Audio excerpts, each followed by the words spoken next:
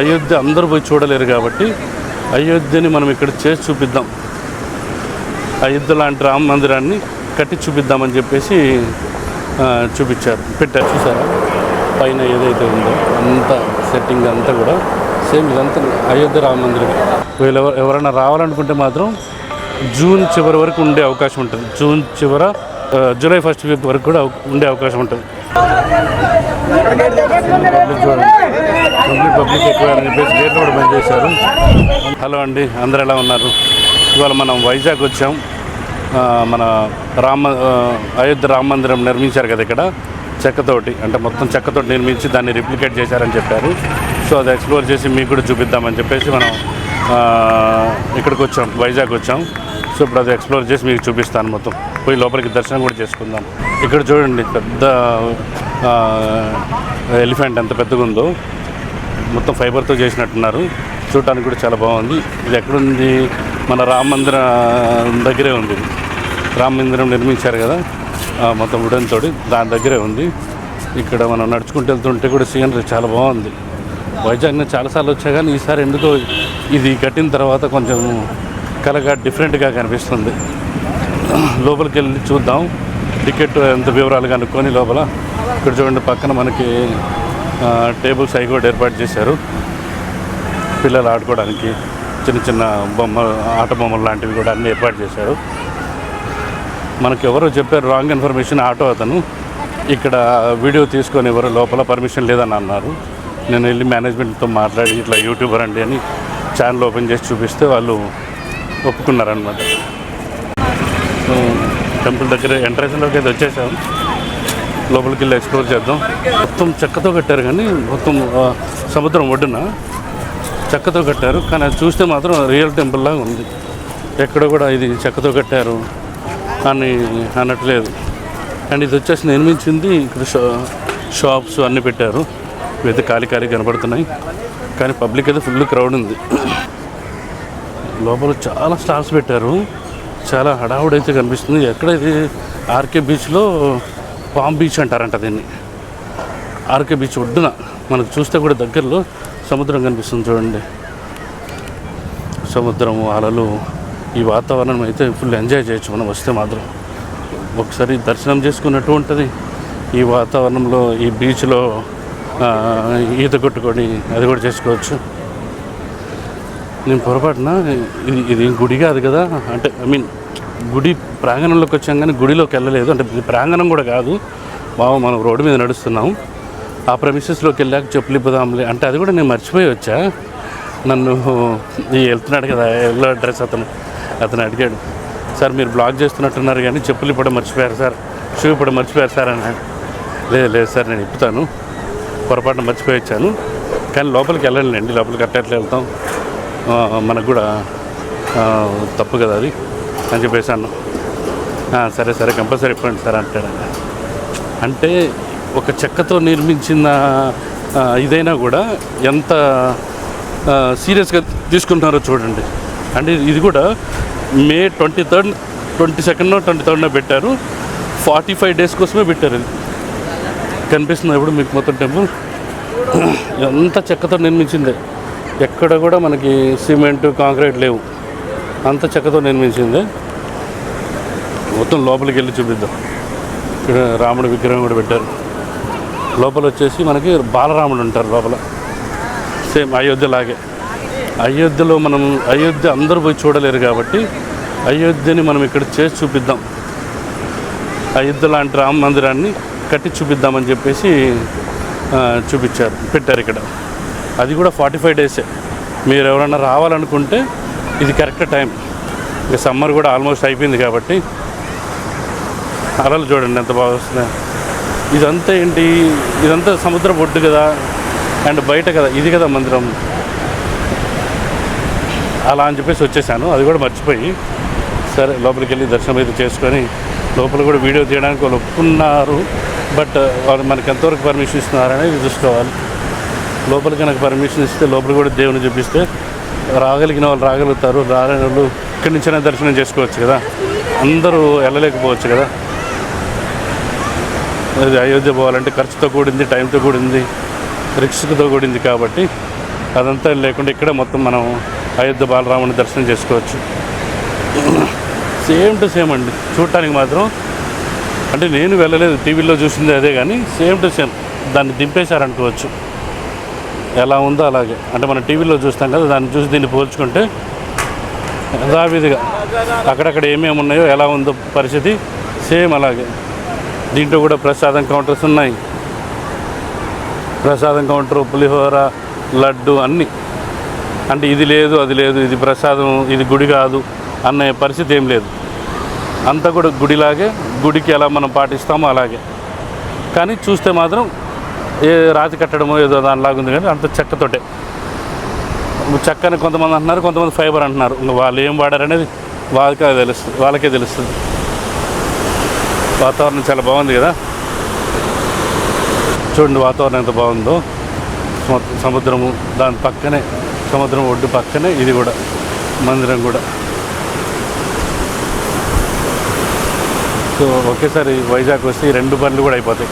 సముద్రాన్ని చూసినట్టు ఉంటుంది, ఇది చూసినట్టు ఉంటుంది. ఇది అయోధ్య రామ మందిరం. అయోధ్య రామ మందిరం అని మనం గట్టిగా చెప్పుకోవచ్చు. అంటే ఎందుకంటే అంత బాగా సేమ్ దాని రెప్లికా, దాన్ని జిరాక్స్ తీసి ఇక్కడ పెట్టినట్టే పెట్టేశారు. తిరుపతిలో మనకు బయట అంటే తిరుపతి, కాళేశ్వరం, శ్రీకాళహస్తి ఇలాంటి వాటిల్లో ఎంతమంది పబ్లిక్ ఉంటారో సేమ్ ఇక్కడ కూడా అంతమంది పబ్లిక్ ఉన్నారు. సండే కాబట్టి మరి, లేకపోతే ఇది కొద్ది రోజులు ఉంటుంది కాబట్టి మరి ఫుల్ పబ్లిక్. ఎంట్రన్స్లోకి అయితే వచ్చేసాం. సో ఇక్కడ ఎంట్రన్స్లో మనకి గరుడ్ మంత్రులు, ఆంజనేయ స్వామి ఇద్దరు ఎంట్రన్స్లో ఉన్నారు. లోపలికి వెళ్ళేసి లోపలికి వీలున్నంత వరకు మీకు చూపించడానికి ట్రై చేస్తా. ఏంటి వాళ్ళు అలౌ చేస్తే అక్కడ అడిగేసి వచ్చారని చెప్పి చెప్దాం, వాళ్ళు పర్మిషన్ ఇచ్చారని చెప్పి చెప్తాం. ఎవరు అడగలేదు కానీ ఇప్పటివరకు. చూడండి ఎంత బాగుంది. సేమ్ మనకి లోపల దాన్ని రిప్లికేట్ చేశారు.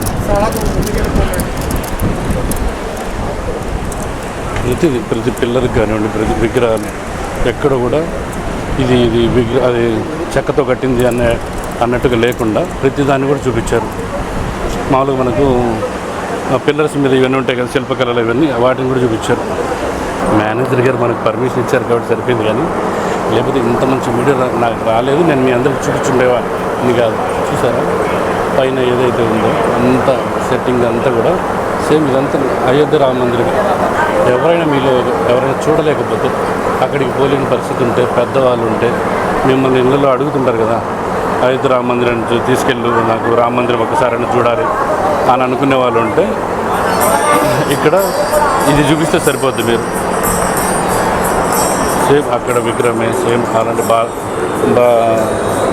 ఇది బాలరాముడే.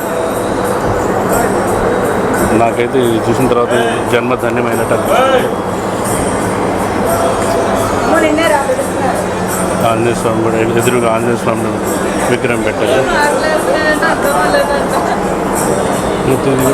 శిల్పాలు ప్రతి దగ్గర శిల్పాలు చెక్కారు.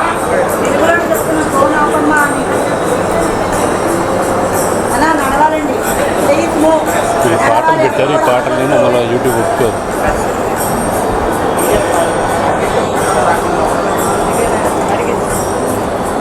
చాలా బాగా వచ్చింది. యాక్చువల్లీ హైదరాబాద్ నుంచి దీనికోసమే వచ్చాను. వీళ్ళు తీసుకొని ఇస్తారా తీసుకొని ఇవ్వరా అనుకుంటూ ఉన్నా.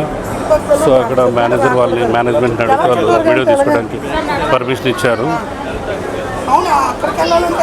సో పర్మిషన్ ఇవ్వటం, నేను అడగటం, నాకు ఆటో వాళ్ళు రాంగ్ ఇన్ఫర్మేషన్ ఇచ్చారు. వీడియో తీసుకొని ఎవరు ఫోటోగ్రఫీ నాట్ అలౌడ్ అని చెప్పేసి.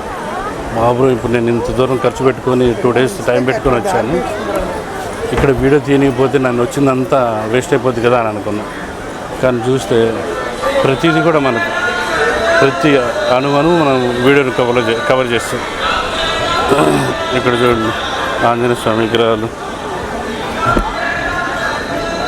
ఏనుగులు, ప్రతిదీ కూడా అన్నీ ఫైబర్వే. ఏది కూడా రాతిది లేదు, కానీ ఏది కూడా ఇది రాతిది కాదు అన్నట్టు మాత్రం ఉండదు. సేమ్ టెంపుల్లో లాగే సేమ్ టెంపుల్ పరిస్థితే. నడవాలి అంటేనే పంపిస్తూనే ఉంటున్నారు. మనం ఇప్పుడైతే దర్శనం చేసుకుని బయటకు వచ్చేసాము. బాలరాముడి దర్శనం అయింది. ఆల్మోస్ట్ నాకు ఇది అయోధ్య పోయి వచ్చినట్టే ఉంది.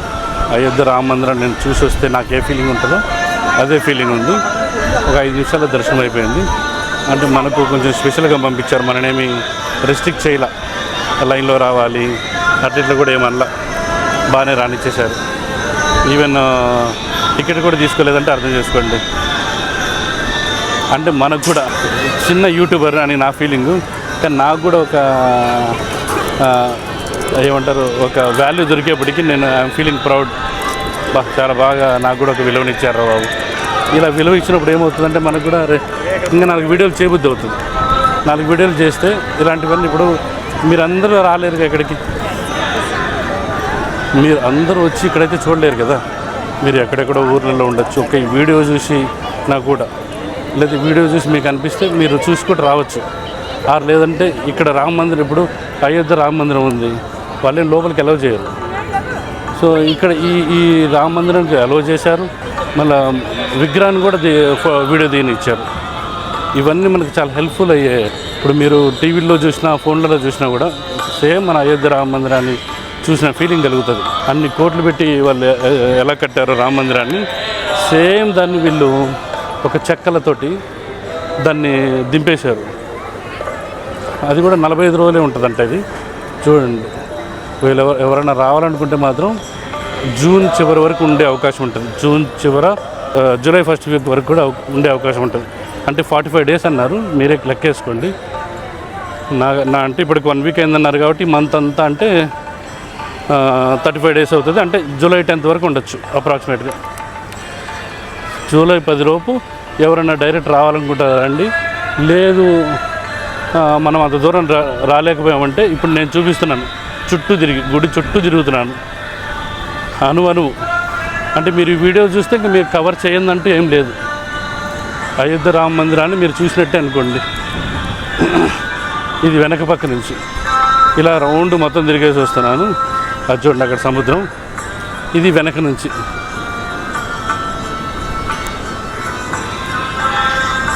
ఇక్కడికి వచ్చారంటే మాత్రం మొత్తం మనకు కవర్ అయినట్టు, ఇంకే ఇబ్బంది లేకుండా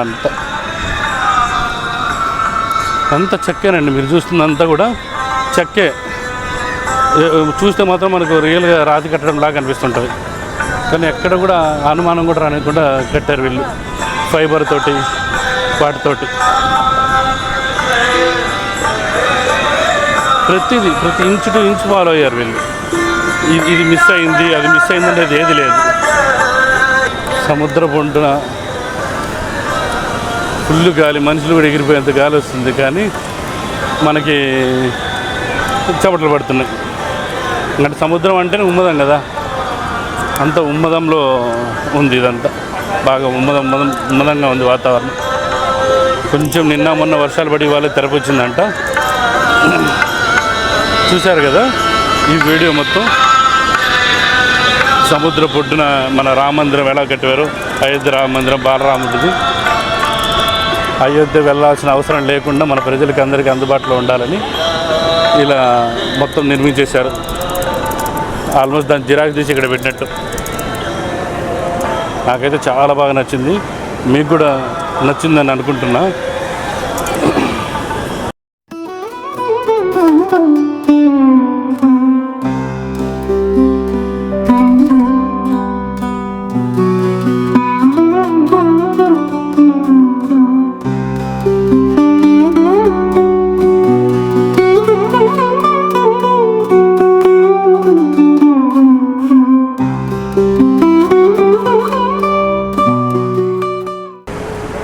నాది దర్శనం అయితే అయిపోయింది, చాలా బాగా దర్శనం జరిగింది. మీకు కూడా చెప్పేది ఏంటంటే, ఇది చూస్తున్న వీడియో వాళ్ళు పెద్దలు పిల్లలు ఎవరైనా ఈ అవకాశం మళ్ళీ రాదు. వచ్చిన అవకాశాన్ని వినియోగించుకోండి, కంపల్సరీ రండి. కనిపిస్తుంది నా పబ్లిక్ ఎంతమంది ఉన్నారో, ఏదో తిర్రాలకు వచ్చినట్టే ఉంది, కానీ ఇదేదో మనకి ఈ అయోధ్య రామాలయం చూడటానికి వచ్చినట్లేదు. కనిపిస్తుంది ఎంట్రన్స్. ఇప్పుడు వెలుతురులో మనం లైటింగ్ వేసాక ఒకసారి చూద్దాం ఎట్లా ఉంటుందో. పబ్లిక్ అయితే చూడండి, కనీసం ఇసుకేస్తే రాలనంత మంది అయితే ఉన్నారు.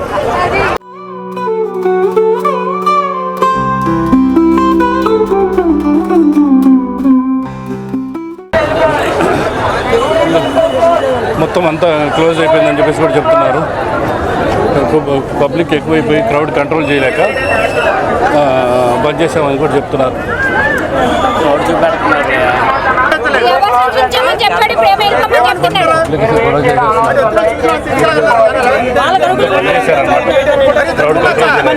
లైన్లోనా ఆ సైడ్ నుంచి పంపించారు.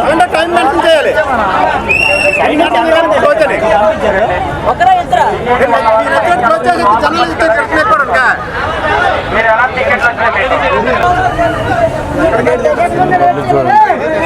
పబ్లిక్ ఎక్కువ అని చెప్పేసి గేట్లు కూడా బంద్ చేశారు.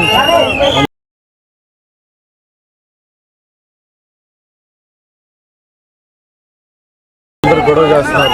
మమ్మల్ని పంపేయండి, మేము చాలా దూరం నుంచి వచ్చేసాం, ఇంత దూరం నుంచి వచ్చారు, మాకు మమ్మల్ని పంపించకపోతే ఎట్లా, దైవదర్శనం కావాల్సింది ఎట్లా అని చెప్పేసి అంటున్నారు. అంతా బంద్ చేపించేశారు, క్రౌడ్ ఎక్కువైపోయిందని చెప్పేసి ఎటు వాళ్ళు అటు వెళ్ళిపోయారు.